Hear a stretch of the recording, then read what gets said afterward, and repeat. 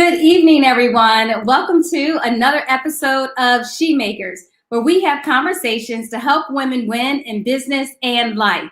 I am Shavonna Williams, your hostess and founder and CEO of Hills and Helmets.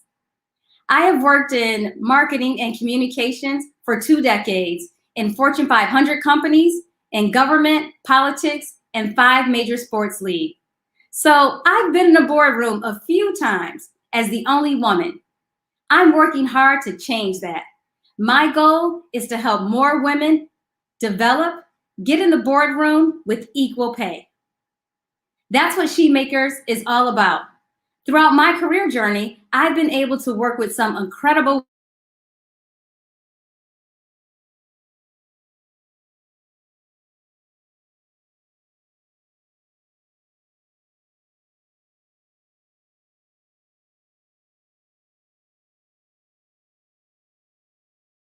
women succeed. I'm bringing SHEMAKERS out to talk to you and help you develop your winning game plan. So who is watching tonight? Please drop a comment, share your name and where you're watching from. Now let's meet tonight's SHEMAKER coach.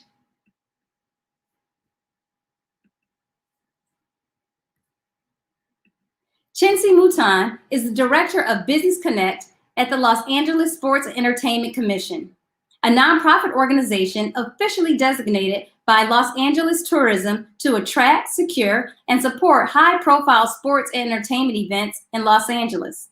In this capacity, Mouton works to identify high-performing, local, and diverse businesses in Los Angeles County with professional development, networking, and subcontracting opportunities directly linked to large-scale sports and entertainment events such as Super Bowl and the 2028 Olympic and Paralympic Games. Prior to joining the LASEC team, Mouton worked with the championship hosting division of the Atlanta Sports Council. In her role, she managed community engagement programs and events for the 2020 NCAA Men's Final Four, Super Bowl 53, and the 2018 College Football Playoff National Championship. SHEMAKERS, please welcome our coach this evening, Miss Chincie Mouton. Hello. Good evening, Chincie. It's so nice to see you. How are you? I'm doing well. Thank you for having me. I'm so excited to be here. Greatly appreciate you inviting me and including me in this platform. So ready to get started.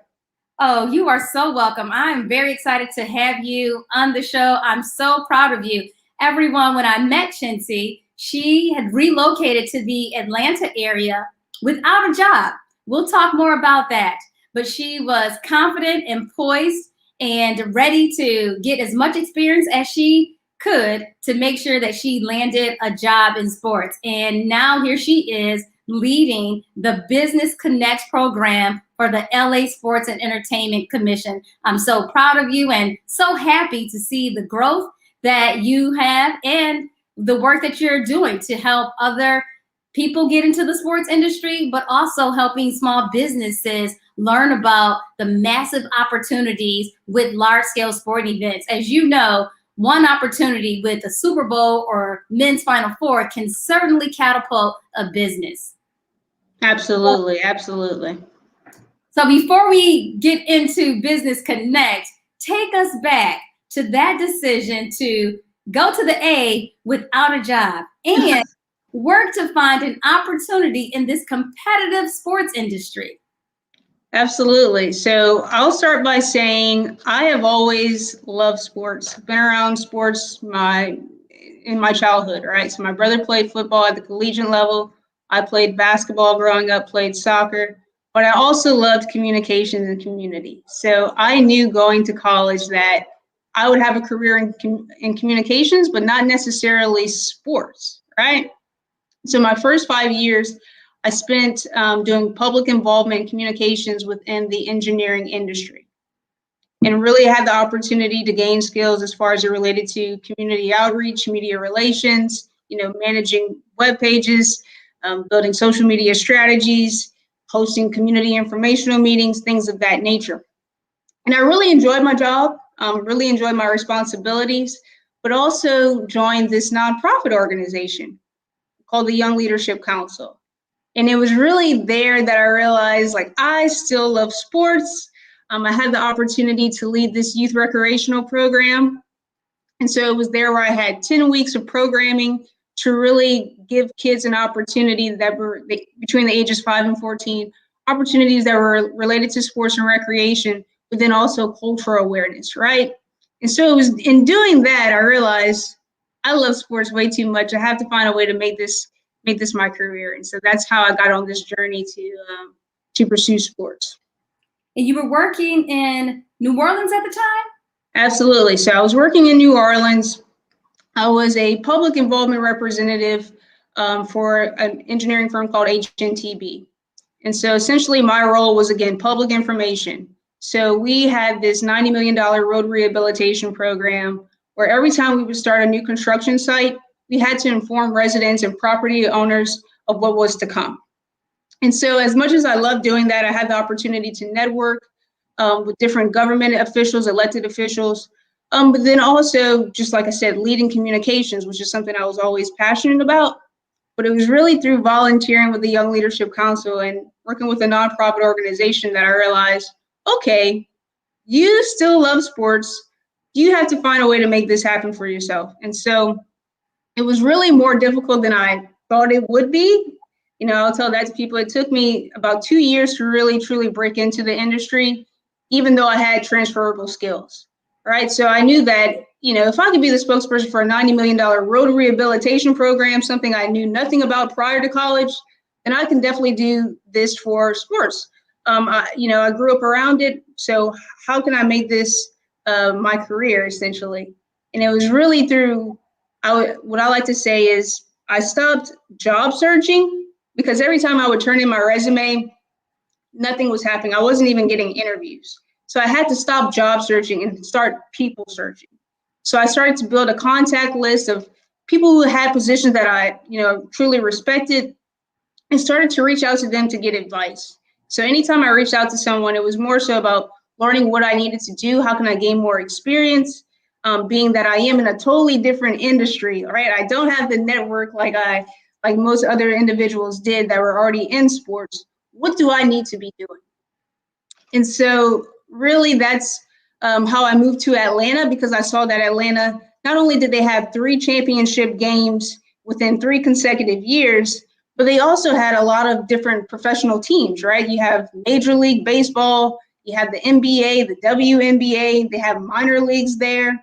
So I figured if there was a place for me to be, if I truly was pursuing this and was going to make that sacrifice, I felt like Atlanta, there was just so many opportunities there that that's where I needed to go. That's great. I was actually going to ask why Atlanta, because New Orleans definitely has a very passionate football fan base for the New Orleans Saints. In addition to that, the surrounding universities, so college athletic programs. So you identified Atlanta because of the diversity in sports between the championships that were coming, as well as the minor and major league teams. How did you conduct your research? Really, like I said, I kind of always go back to the Young Leadership Council. I had a friend that was volunteering with me who at the time worked for the Sun Belt Conference. So I said, listen, I am trying to break into sports. If you hear of anything, if you see of anything, please let me know. And so she actually sent me this job opportunity with the Houston Sports Authority, right? And so I didn't even know that there were host committees or commissions that existed that actually bid on these large-scale events and then help execute them. I had been watching sports my entire life, always knew there was a business side to things, but never necessarily looked at sports as an event, right? And so once I realized that there are these organizations that actually help put them on, and does all the behind the scenes work, the planning, the organization, the marketing behind it, the community outreach, I realized that is exactly what I wanted to do. I had been thinking that, okay, I was going to maybe work for a collegiate, work within the athletic department and pursue communications that way, and then possibly get my MBA. But then once I realized of other opportunities that existed, and once I started to reach out to different individuals that had that type of experience, it became clear that that was the path that I wanted to take and that I needed to take. And so, how did I get, everyone wants to know, how did I land with the host committee? Mhm. It was more so reaching out to the executive director, right? Asking him to meet with me over coffee. Not for a job opportunity, but to really figure out what I needed to do to put myself in a position to be successful. So I reached out to him before I even moved and made the decision to move to Atlanta. I was still living in Louisiana. I reached out, asked if we could meet, and he said yes. And so I was very fortunate for that.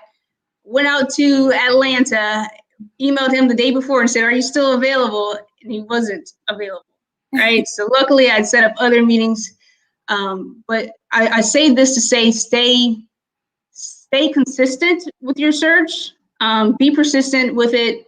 Don't let someone say no the first time and think that you have to give up. Continue to follow up. And so, I reached out to him again and he said, "Okay, well, I apologize that we weren't able to meet, on Friday. Call me on Monday." So I said, "Okay, fine, that's great. I'm back in Louisiana. Give him a call on Monday." He doesn't answer. And so that is now the second time that I can't meet with the person who I know I need to meet with.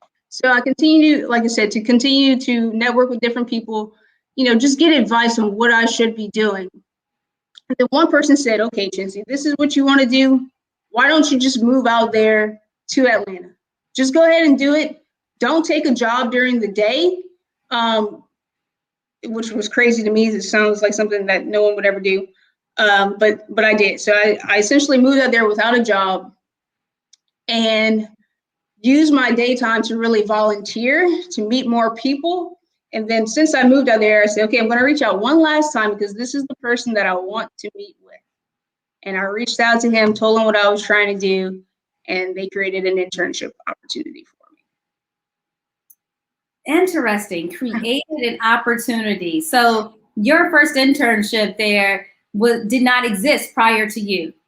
Well, no, it really didn't. And what I tell people is it's not necessarily the most fun thing to be a 27-year-old intern, but I knew at that time that's what I needed to do. I knew that I was not going to necessarily break into the sports industry at the same level that I was in the engineering industry, right? So I was going to have to make some sacrifices. Where do I need to be? Who do I need to meet with? What should I be doing with my spare time? And, if it meant being an intern and starting from ground zero, then that's what I needed to do. During this time, there are a lot of people who are in transition. Unfortunately, COVID has severely impacted sports and entertainment because in our industry, we are filled with mass gatherings. That is what we do, bring thousands of people together.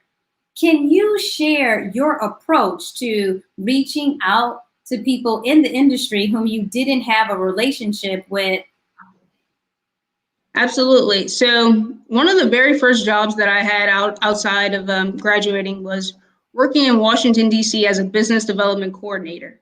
And really in that role, that's where I learned about building relationships. What type of projects should we be pursuing, but who should we be teaming with? Who should we meet with? And so I stopped again. It was like, okay, if this works for business development, this has to be applied to my job search as well, because I don't necessarily have the contacts and people to vouch for me within the sports industry. So I need to be building these relationships and making contacts. And so it really just starts off with asking for advice, not being afraid of telling people what you're trying to pursue, what your goals are. In most cases, people are willing to help and want to meet with you because they've been there before too. Everybody's, has to start somewhere. And so I found that there's a lot of people out there that just want to help young individuals pursue their goals. And so it's just a matter of seeing who has that experience. LinkedIn is a great tool, in identifying who are the key contacts. And what were some of the key things you looked for to build your network? Again, it was more so who had experience in the things that I was trying to pursue. So if I wanted to pursue community relations or communications, who has that type of background? Who do I have similarities to? Does someone actually have a passion for Louisiana? When I was still, living in Louisiana and they lived in Atlanta, did they have some type of Louisiana connection? It was really that simple, like who has the community relations experience and can advise me in some type of way. I think that what you did was spot on, and it's something that I encourage students to do. I often tell students, you all have it really easy now. When I was in school, I couldn't go to social media and instantly see people who had a shared commonality with me or understand someone's interest. Now you can go to Instagram and see, oh, that's so-and-so's favorite coffee shop, or this person Absolutely. plays tennis, or this person likes this band, to be able to make an authentic connection. So that was spot on. And one of the things I wanted to say was, in most cases, one person would lead me to multiple other people that I need to reach out to. Once I've had that conversation with him, well, have you talked to so-and-so because she would be great for you? Have you talked to so-and-so? So whenever you have one conversation, make sure that you're always getting advice and recommendations on who else you should be networking with. So that's a great ending question when you're having the opportunity to meet someone for coffee or just conduct an informational interview. Absolutely. You mentioned that you were given some sound advice to spend your day volunteering and building your network, and then work in the evening until you found the perfect opportunity. What type of events did you volunteer on? Well, as you know, Shavana, I actually volunteered with you guys with the Atlanta Falcons in the marketing department. Also volunteered with the community relations department for the Atlanta Falcons. And really, I just put myself on the volunteer list. Anytime there were opportunities to maybe do a youth clinic, or there was esports was a big thing. And I also made sure that I was consistent. Like doing a one-off isn't always the best thing because you can't necessarily build that relationship. So with the marketing department and your esports, you did this, I think it was every Monday, was it? Yes. So you would go to a different location instead of these tournaments for folks to play the video game. And for me, it allowed me to be consistent and constantly show my face, show that I was dedicated, arrived on time, did whatever was asked of me. And then we would have conversations, at the end of the day. And so I think things like that definitely helped.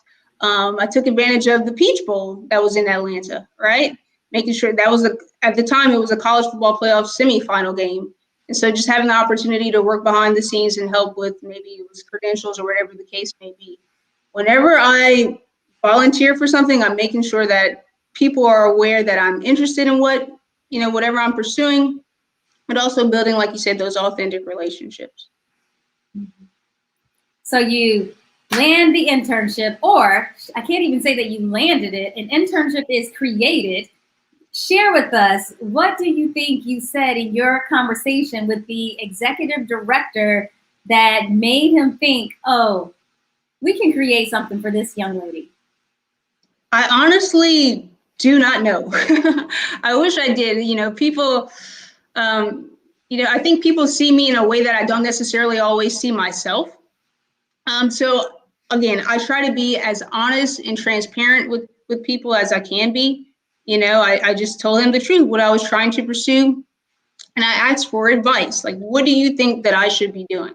I said, even though I want to do community relations, is it best that I maybe go into sales, because they say that sales is a generation. I'm sorry, it generates revenue. So there's always opportunities there. Should I pursue that? Or should I just focus on college? What should I be doing? And so I honestly don't know I wish I knew what he saw in me, to create that opportunity, but I'm very thankful that he did. So now you're working with the post-championship committee. What type of projects are you involved in? Absolutely. So right now we are leading what is called the Business Connect program. So it is essentially the supplier diversity program for the Super Bowl. And so I'm currently working with the NFL and their Business Connect lead and trying to identify up to 250 businesses that are local and diverse that can really help bring the Super Bowl to life. And so we need businesses in more than 30 different categories. So that ranges from audio visual, entertainment, catering, waste management, all the things that you can think of behind the scenes that help really, bring that event. We're trying to identify the suppliers that really can make a difference, and help our event producers and our NFL vendors in bringing the Super Bowl to life. How long is the process for interested? So right now we're in the recruiting process. And so we actually opened up the application process in October, so October 27th. And the reason why we've been doing outreach for at least 3 months now is because we know that it could take around 90 days for businesses to get certified. And we also just wanted to give businesses enough time and build awareness around the program, right? This Super Bowl is one of the largest events that is coming to Los Angeles. Is the catalyst for a decade of events to come.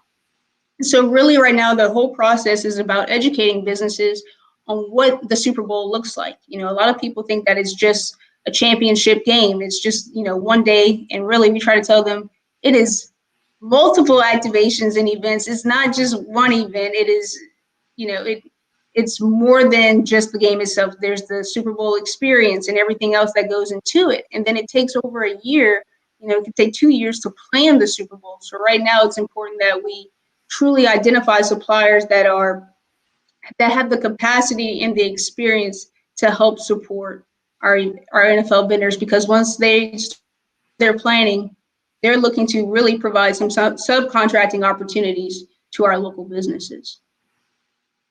It's a really great program.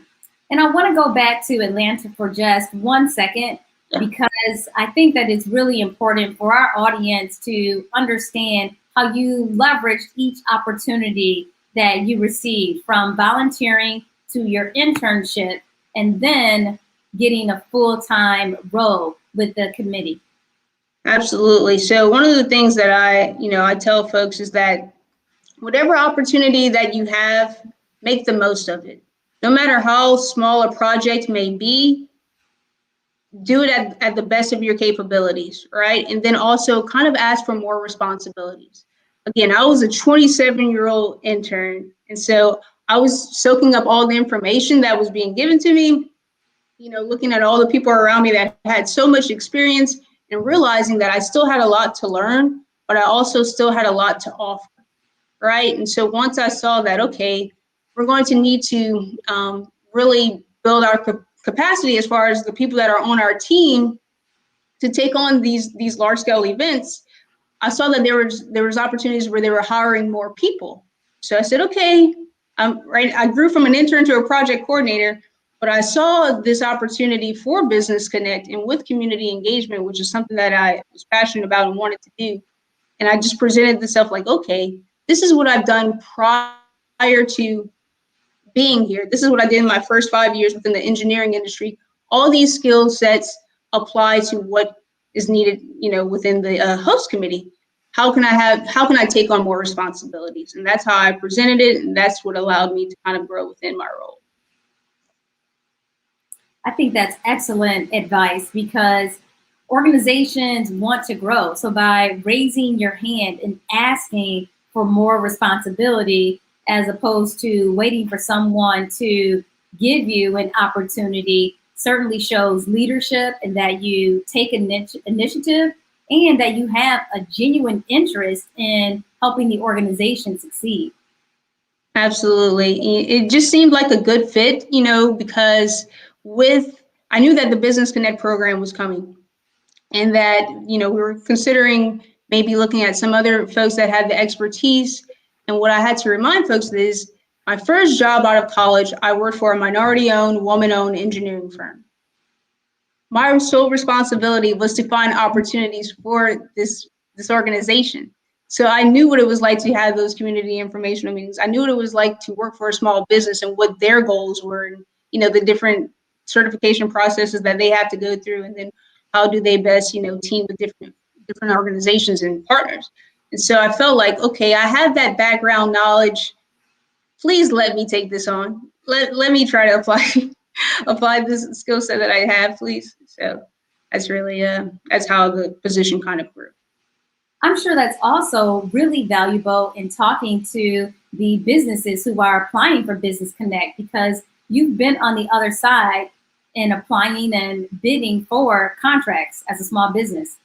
Absolutely. So that is something that I can relate to. You know, I know what businesses are thinking, and I know the type of hurdles that they go through, especially when trying to work with corporations or just get kind of like say, get your foot in the door. So I can relate to them in that sense, but then also just understanding the client and what their needs are and how to best match them for the businesses that are indeed local and have the expertise and could help.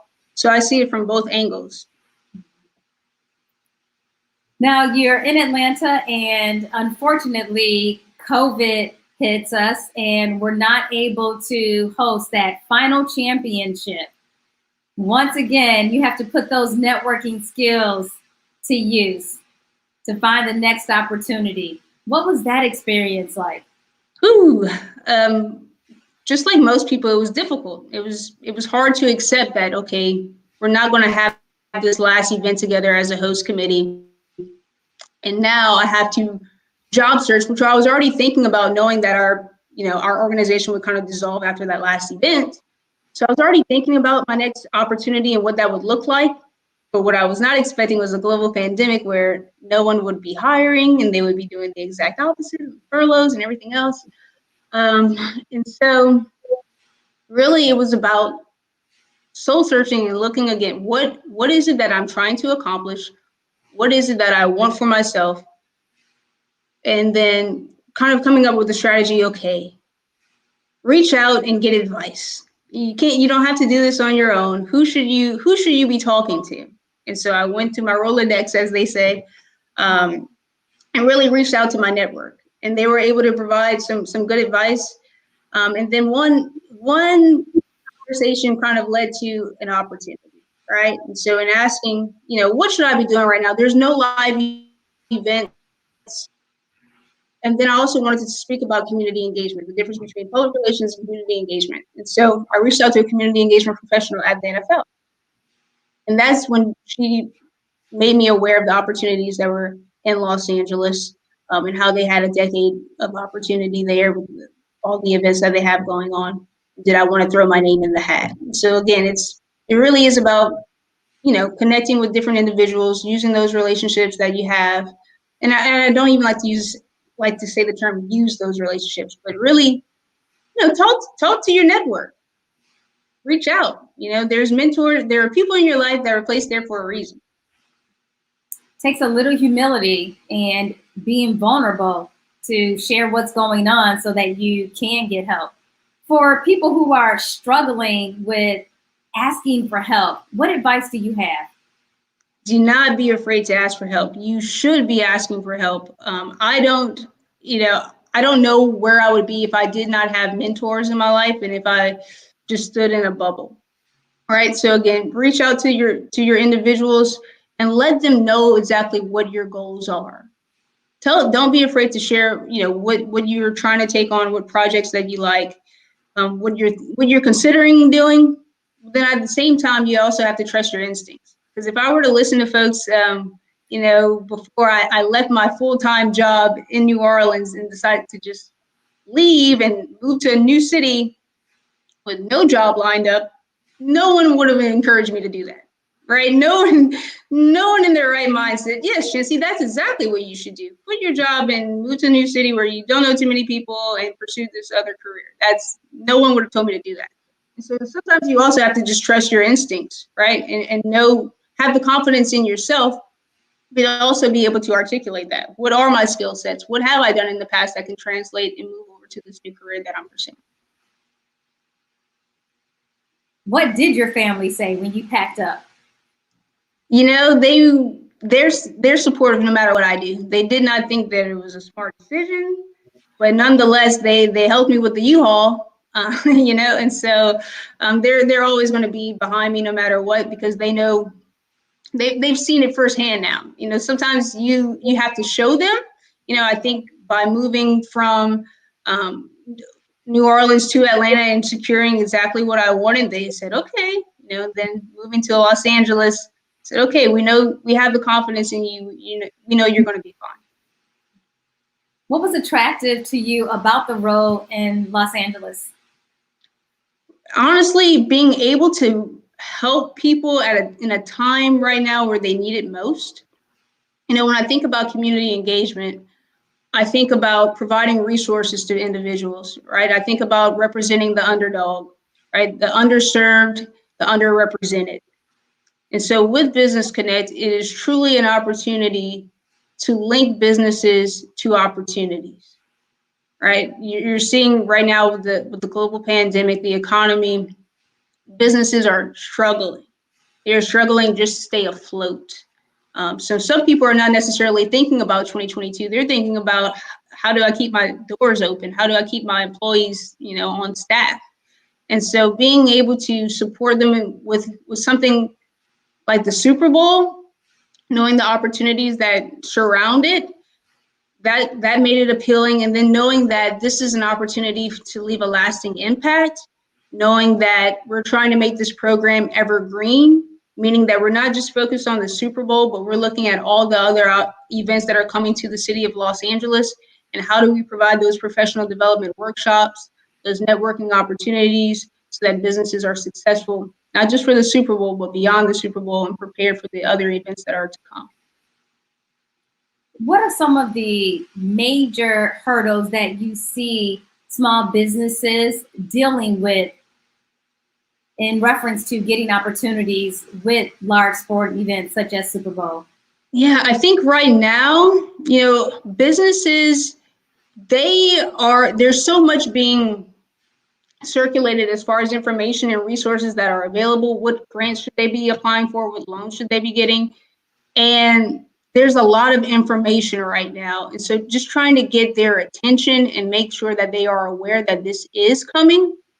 That's one thing that I think could be a challenge. And then another thing that we're seeing is that some businesses may not necessarily want to commit to something like as large as the Super Bowl, not knowing if they are going to still be in operation, and so just applying and putting their name out there, and then they are fearful that they may not have the capability to deliver. So, they don't want to put their name out there in a bad regard.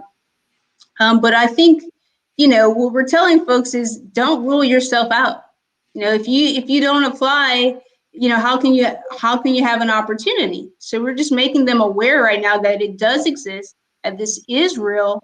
We're hoping that live events will return in 2022, because we want to bring this to the city of Los Angeles and make it better than it ever has been before. What are some key things that, in your experience from Atlanta, that you see small businesses need to develop to be able to manage large contracts? Yeah, I would say one thing right now too that we're looking at as we're vetting businesses is really focusing on their digital presence. A lot of times if a business has been operating for at least 30 years or 20 years, they're not necessarily worried about their website. But in today's age, that is the first thing that we look at. We go to your website, we go to your social media accounts, because we want to see what services you provide, and that's our way of kind of vetting. And so another thing that businesses really need to focus on too is also their writing skills, right? How to put a proposal together so that you can get a grant or a loan. So those are some things that we're looking at. Capacity building, right? How should if you take on such an undertaking as the Super Bowl, and I don't like to say a large undertaking in the sense that it's only the game that you're focused on, because there are smaller events, there are larger events. There's a whole different scale and scope for every different contract opportunity. But just knowing, how to prepare your staff for that. So we provide training in those regards as well. We bring in NFL vendors so they could talk about the specific events that they have and what it is they're looking for when contracting with different suppliers. And so there's just a lot of different opportunities. Like I said, there's over 30 different business categories where we need suppliers. Wow. Well, this seems like businesses in the Business Connect program get skills that they can use not only for Super Bowl, but also applying for large government contracts. Absolutely. So once we tell them, once you get certified, you are in a database and in a system where you are considered for procurement opportunities outside of just the Super Bowl, right? So if you get certified with the City of Los Angeles, or if you're certified with the Metro Transportation Authority, you now have access to other resources and other procurement opportunities that are available.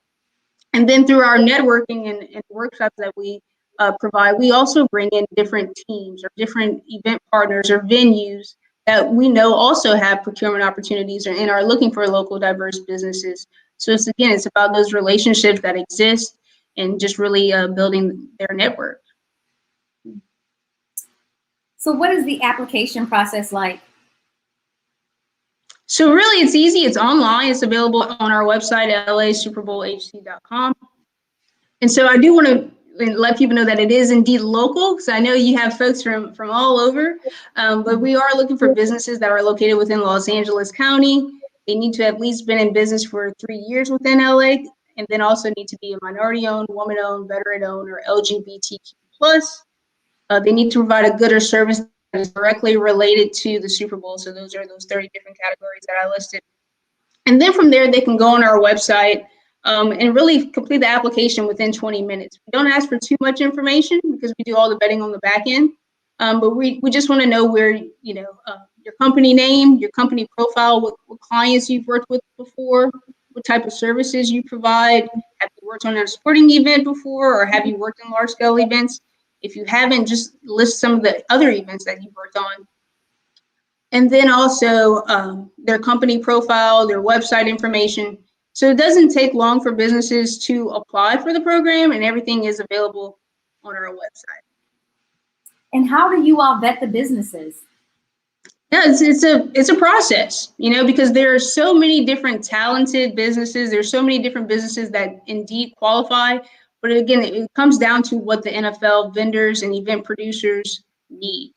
All right. So what exactly do we think that we actually could provide a contracting opportunity for them?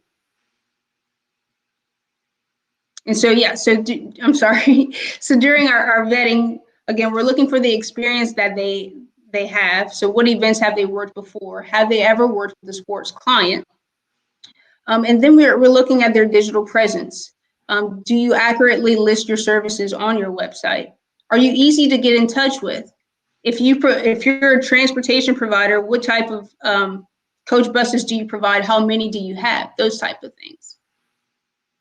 Do you all look for any revenue goals? Are you vetting? We don't put revenue goals as part of our application process. It's not about the revenue that you generated. It's more so about the capacity that you have. Do you have the experience? And that's also why we ask for that certification, because do you have the credibility to work with an NFL vendor, essentially? And I know you all are just getting started in LA, but in Atlanta, did you all have any challenges getting 250 businesses? I think in Atlanta, we had right around 215 businesses.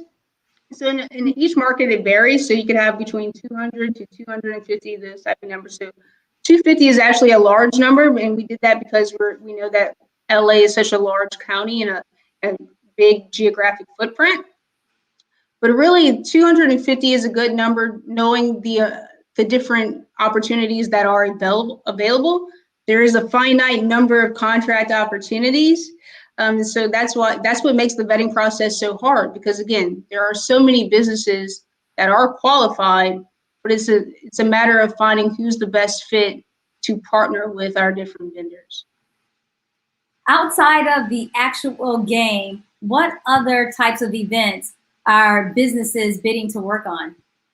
Yeah, so outside of the game, there's so many different things. Like I said, there's the Super Bowl experience. And so in that case, you need help with maybe the decor or wayfinding, staffing, and hospitality, things of that nature. Catering is one of our biggest disciplines. When you think about going to an event, you want to make sure that there's good food and beverage, right? And so catering is actually one of those disciplines where we need multiple suppliers just for one event.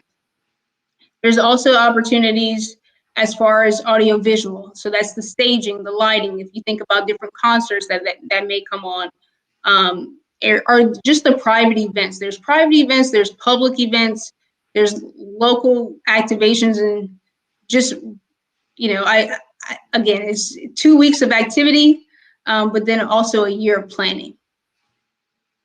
What's your favorite part about this planning process?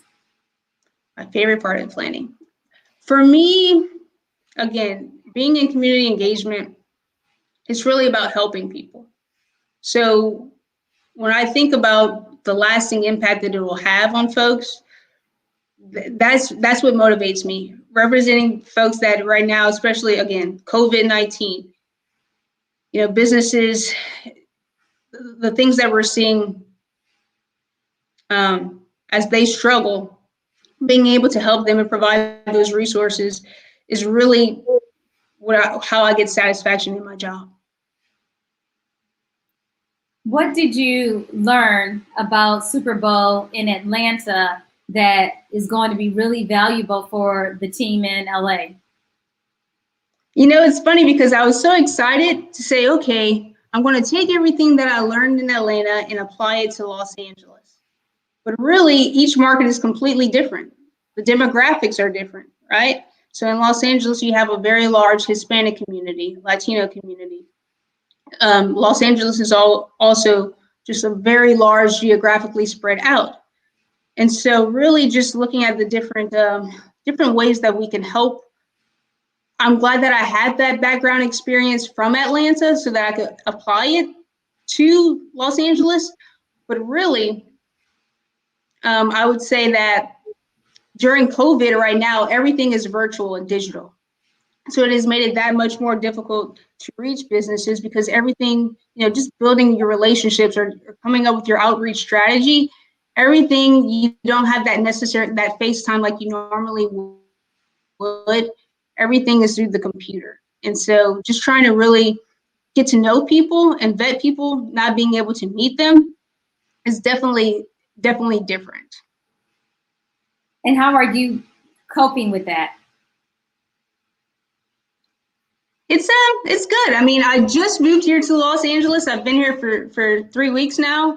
I tell folks I've been working remotely from Louisiana for the last 6 months. And so just learning my teammates, learning the organization, but then also learning the community. This is all very new for me. And but I'm adjusting and I'm happy to be a part of it. And I do want to use my experience from Atlanta and bring it to Los Angeles, but knowing that I have to do things differently just because of the times that we're in. Business Connect is an initiative of the NFL, but I understand LA is taking the game up a notch to make sure that they have diverse businesses on the other large-scale sporting events that are coming to the county over the next decade. Can you share how the organization is looking to recruit diverse businesses for the other events? Right. So it's a matter of really learning the client and what their needs are. And then from there, we can determine, okay, do we need to add different disciplines and categories to our list of suppliers? Do we need to change some of our training and our professional development workshops? We want to hear from businesses. So I think as we start to accept our businesses and start our workshops, we get to hear from them firsthand what they're looking for when it comes to training, what type of skill sets they're lacking and what they want to improve upon.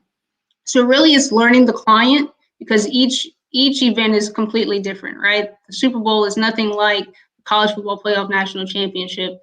College Playoff National Championship is nothing like what it was for the Final Four. So every client and every event will vary. And it's just a matter of getting to know what the needs are from each of the different vendors. The other leagues, like Major League Baseball, Major League Soccer, I know both have all-star games planned for LA. Do they have something similar to Business Connect? So I know Major League Baseball, they have their own supplier diversity program. But really, we have the opportunity within our organization to figure out what an evergreen program looks like and how we're going to build this. And so really, Super Bowl is the catalyst, and this is the opportunity where we can lay the groundwork and then we can determine how to move forward and see what this looks like for other events. Yeah, so this is the benchmark for the other events coming. It's nice that Super Bowl kicks off this series of events that are coming to LA County over the next decade. Absolutely. I know Super Bowl is right in front of you, but what event are you most looking forward to? You know, I tell everyone, every event is special for its own reason. You know, everyone is unique to me. So I don't want to say I favor one over the other. Each one is an opportunity for me to grow and impact people in a different way. And so I truly have no favorite event. You know, knowing my journey and my process, every event is special for its own unique reason. What are you most looking forward to learning? Really the businesses, right? I have the opportunity to learn Los Angeles through our business community. And so really figuring out how I can best help them, you know, how I can best be of service. It's really, for me, that is the kind of legacy that I want to live. That's the kind of impact that I want to have. So for me it's learning a new city, getting to know the different businesses that exist within the city, getting to learn new people, meet new people. That is what I'm most excited about Los Angeles. And then of course, all the opportunities that, you know, are to come. With the market having a high population of Latin Americans, are there any language barriers? And is that a different part of your training than what you all had in Atlanta? Right. It's finding different partners that can actually speak Spanish, right? And so really identifying key spokespeople that know the program and can best articulate it. It's working with local chambers that have a pulse on the Latino community. So it's a matter, again, of our outreach strategies, finding out who our key contacts are that can really communicate the information to folks. But that is definitely something that we are aware of, and that translating different informational pieces and communication pieces is something that is a part of our fabric, I guess you could say. So for small business owners watching from Southern California, where would you direct them to learn more about Business Connect and to just get an understanding of the different certifications available? So again, you can start on our website, LASuperbowlhc.com.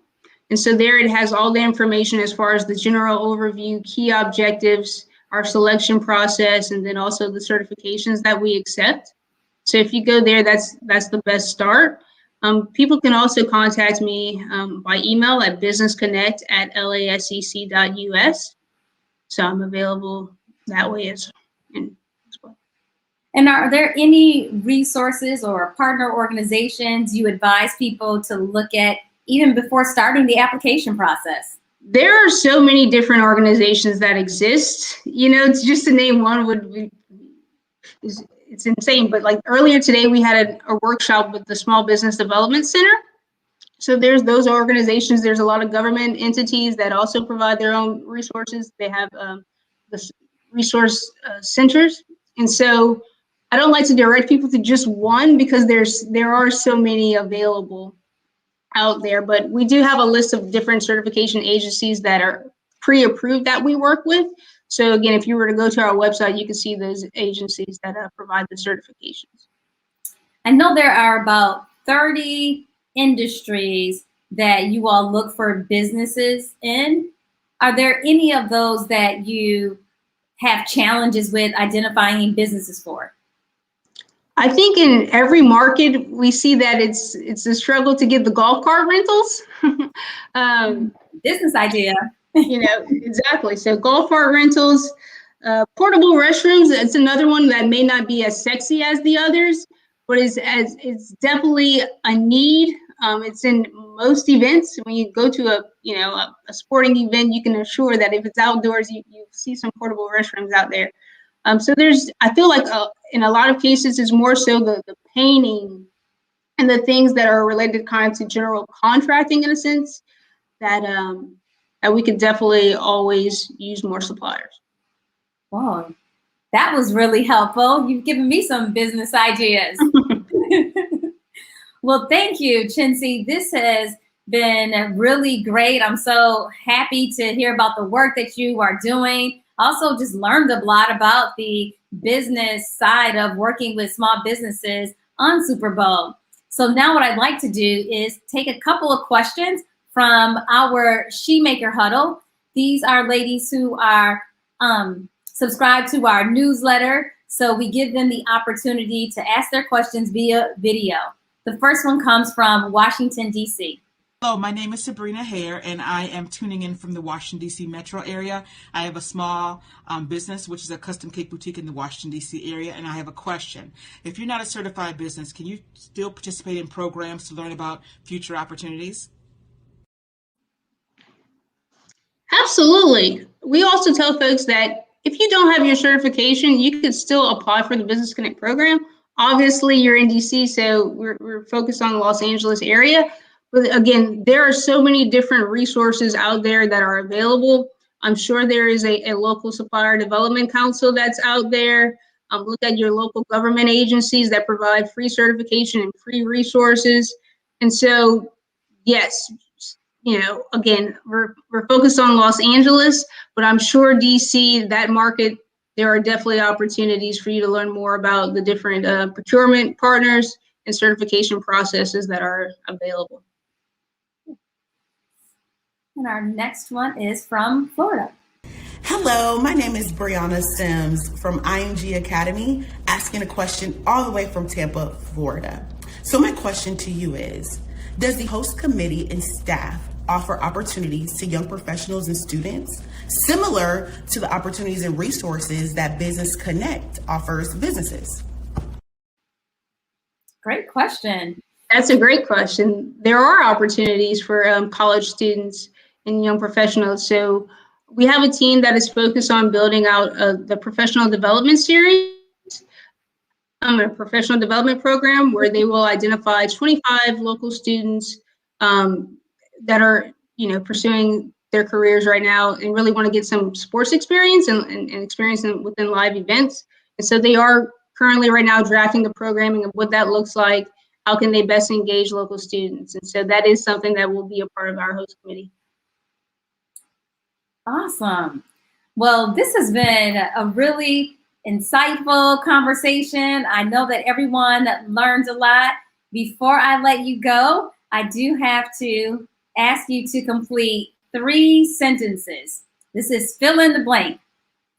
The first one is, the best king cake ever comes from Randazzo's. And where is that? So it's a local New Orleans cake bakery that provides some of the best king cakes you'll ever have. So you can actually get Randazzo's from grocery stores because they supply to different grocers and mom and pops, but Randazzo's is definitely number 1 on my list. Number 1. Cool.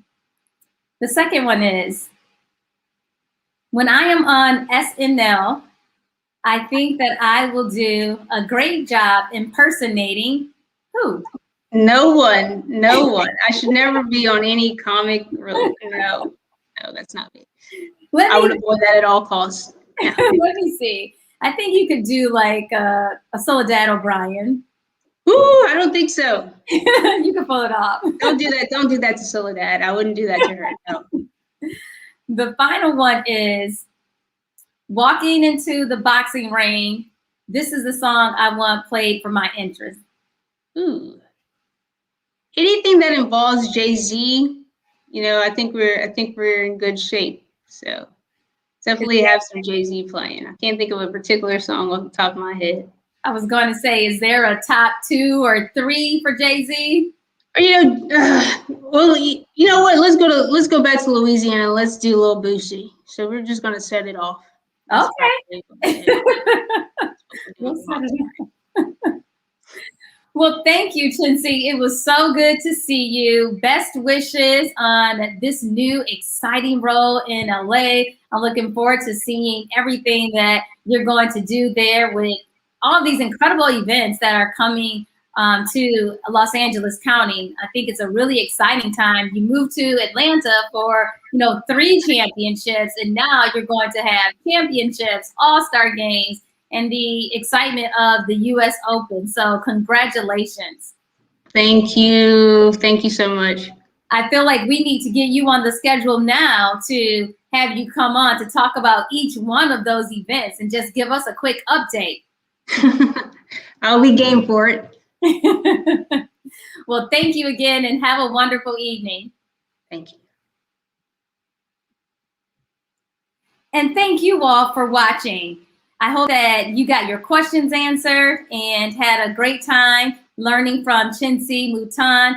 Gosh, LA is going to be over fire for the next decade. I'm definitely going to have to get out there for so many events and hope to see you all there. Now, as you all know, I've said this before, Wednesday is not the only day that you can connect with us. We are wherever you are. So please follow Hills and Helmets on Twitter, LinkedIn, Facebook, and Instagram. Next Wednesday, we have a very special guest. Gail Dent from the NCAA is coming to SHEMAKERS. She is the Associate Director of Communications at the NCAA headquarters in Indianapolis, where she works with national media and focuses on communications surrounding NCAA issues and programs. Her expertise is in strategic planning for public relations, diversity and inclusion communications, corporate communications, reputation management, and crisis communications. Gail is an assertive leader and spokesperson who has a proven record of successfully building relationships locally and nationally with various audiences, to include media and community groups. She is an adjunct professor in higher education who teaches in person and virtually, sharing her experiences in communications. Previously, she worked for the U.S. Olympic Committee and the Athletics Communications Department at the University of Kentucky, where she earned a master's degree in sports administration.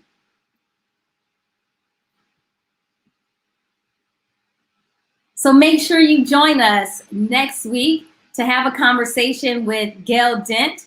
Get your questions ready for working with college athletics. Of course, getting into sports, specifically communication, and working on international sporting events. That's all next Wednesday, right here again, 7:30 Eastern Time, live. Until then, I am Shavonna Williams, and remember, you are a SHEmaker. I am here to help you unleash your power and get into the end zone and win. Have a great night.